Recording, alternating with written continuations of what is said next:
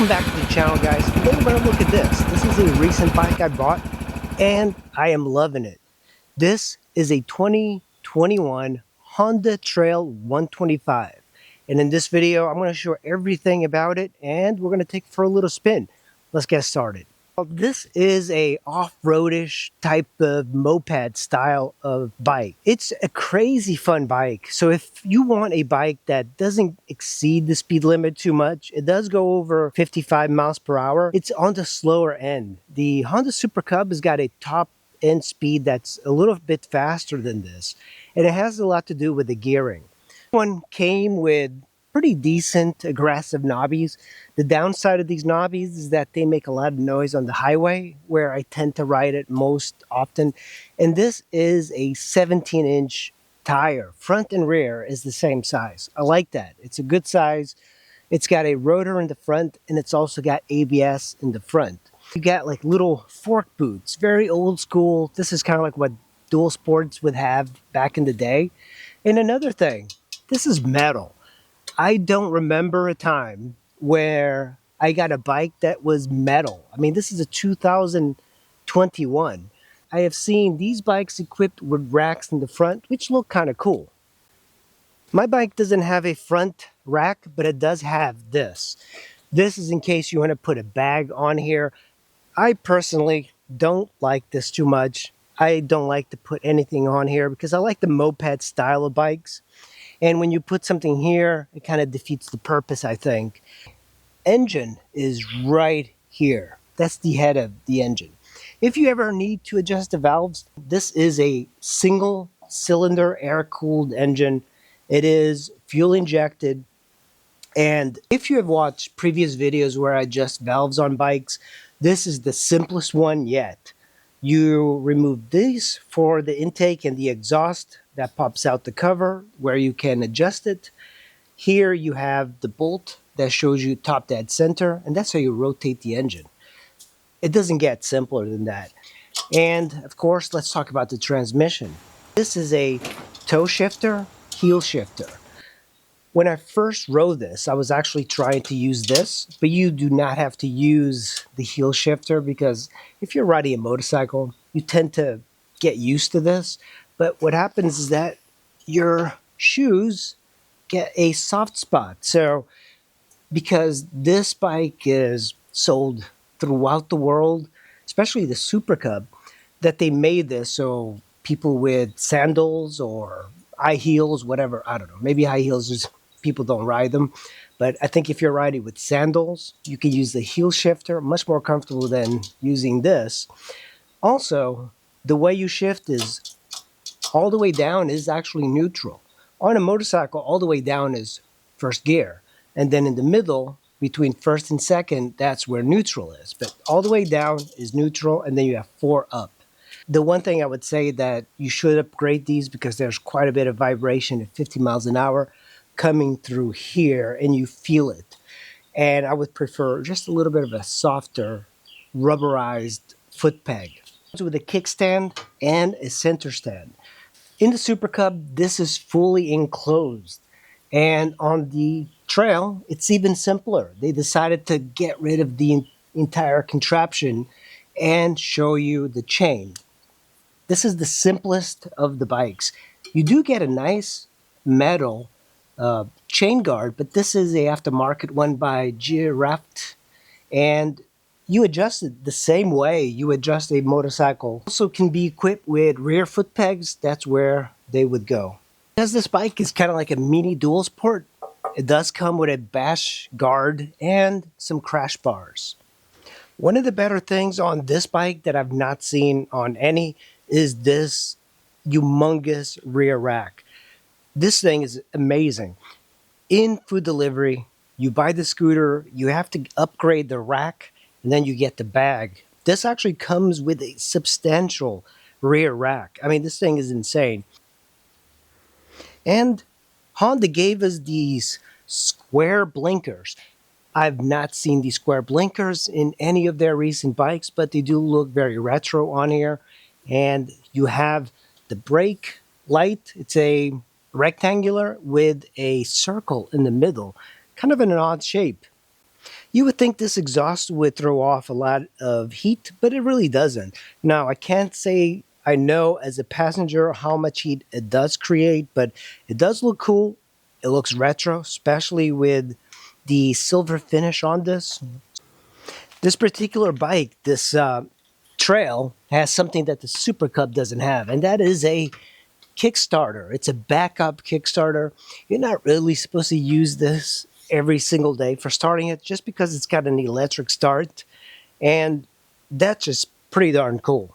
Definitely added points in my book because if your battery ever dies, you could always get on this, kickstart it, and it'll fire right up. Normally, on these bikes, they're manual, semi-automatic. You don't use a clutch lever, but this previous owner did put a clutch lever. That's the clutch lever, and it works a little bit differently because you can put it in first gear, let go of the clutch, and it doesn't die. And it works well for riding off road. If you are climbing a hill or something, you need a little bit more power, and you want to feather the clutch. You can do that, but normally this would not be here. Your oil filler, and then here's your oil dipstick. This is the most amount of threads I've ever seen on any bike just to pull it out. I mean, that's crazy. Still, there we go. And it's a tiny little dipstick. By the way, very difficult to see the oil on these dipsticks, but I've never seen so many threads. I know it's got to go in there, but that's kind of crazy. And this is the rear brake. On video, might look pretty. Super uncomfortable. After 50 miles, this is going to start aching. It's hard. It's a single seater, so you don't have a lot of space to stretch. That's another complaint of this as opposed to a scooter. You don't have any stretching space. This is a constrained bike. It's small. Physically, it's a small bike. It looks like it's a moped. When you sit on the bike and you have your feet on the foot pegs, that's it. That's the position. On a scooter, you have the long seat. You also have the long platform that you can move your feet up and down in order to get a brake. This, it's locked into one position. You take the key, put it here. You can see what's underneath the seat. Pretty simple. That's where your gas cap is. It's a little hard to kind of pull, by the way. They could have put like a little thing here so you can turn it. But this tank is 1.4 gallons, and that's one of the beauties of this bike. Because it's got 1.4 gallons as opposed to the Super Cub's 1 gallon, this thing goes 140, 150 miles on the tank. The Super Cub, I barely made it to 100 because once it starts to flash, you look for a gas station. So here you have a hex, and this is used to get to your toolkit. Honda really thought of it. I mean, this is actually a great idea. You put that hex you remove from the seat, you put it here, you turn it one turn, and that's it. And this pops right out, and you have your toolkit, your registration, your insurance, and maybe some money. And that's it. Love it. It's a brilliant design. These little things make it so much cooler. Because the exhaust, and this is the air intake, everything is high up. The exhaust is high up. The air intake is high up. What this means is that you could actually go through a nice size creek with this thing, and it's not going to bog down. On a scooter, having the airbox much lower, it's going to start sucking water in. The bike echoes simplicity even in the digital counter. It is digital, but that's pretty much it. It is as simple as it could get. You have your indicators here, you have a fuel bar up at the top, and then you have your speedo, and then you have trip 1 and 2 and odometer. And that's it.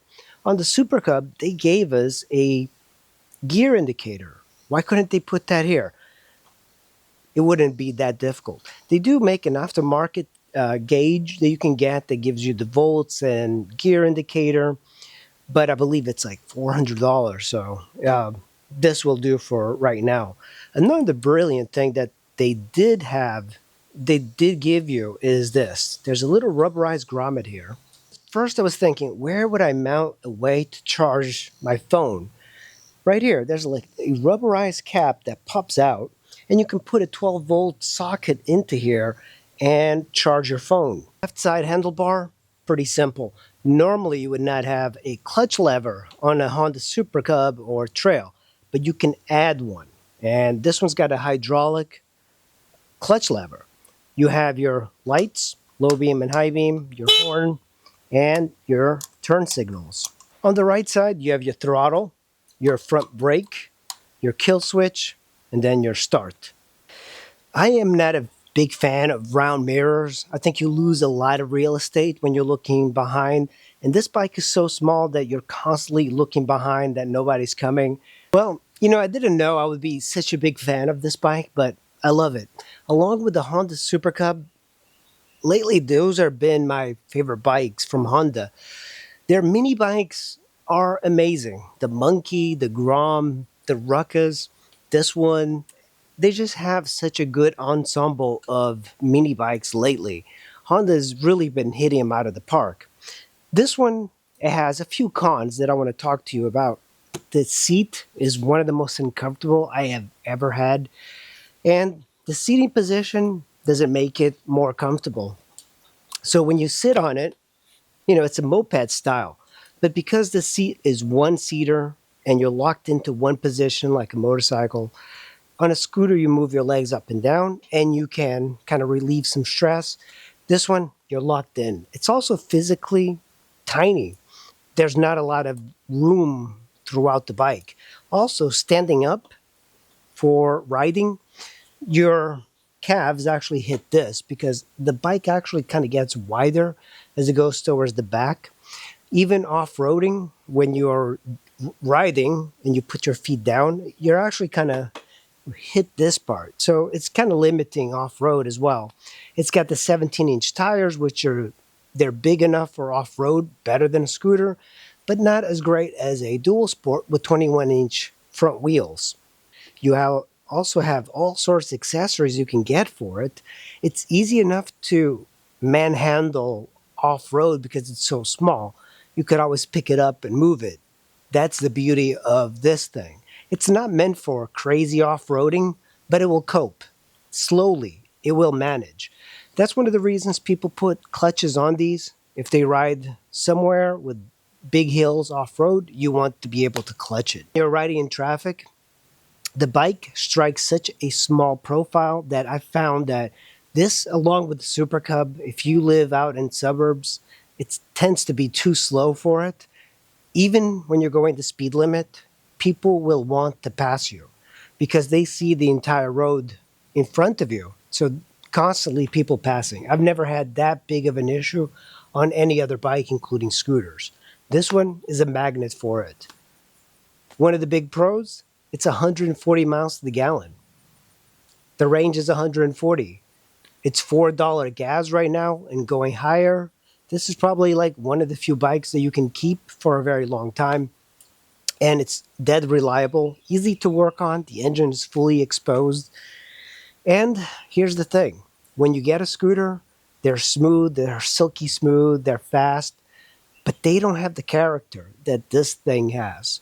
That's one of the beauties of the Super Cub and this. They're retro bikes, but they are pretty darn cool. People love seeing these out in the wild. When it comes to this bike in traffic, it's so small that people do not see you. I've had this issue quite often. Oh, thank you. Yeah, this bike is just so deadly uncomfortable. The seat is like a plank, and you don't have any like room to move. See that? Cars pass me all the time.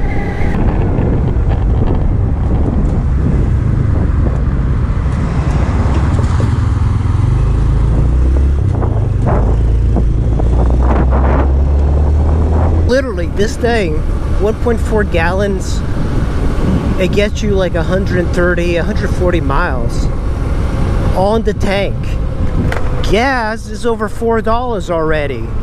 All right, guys, if you prefer this over a scooter, write in the comments below. I'm kind of curious what you would pick for general riding. Would you prefer a scooter or would you pick something like this? Thanks for watching. I'll see you in the next one.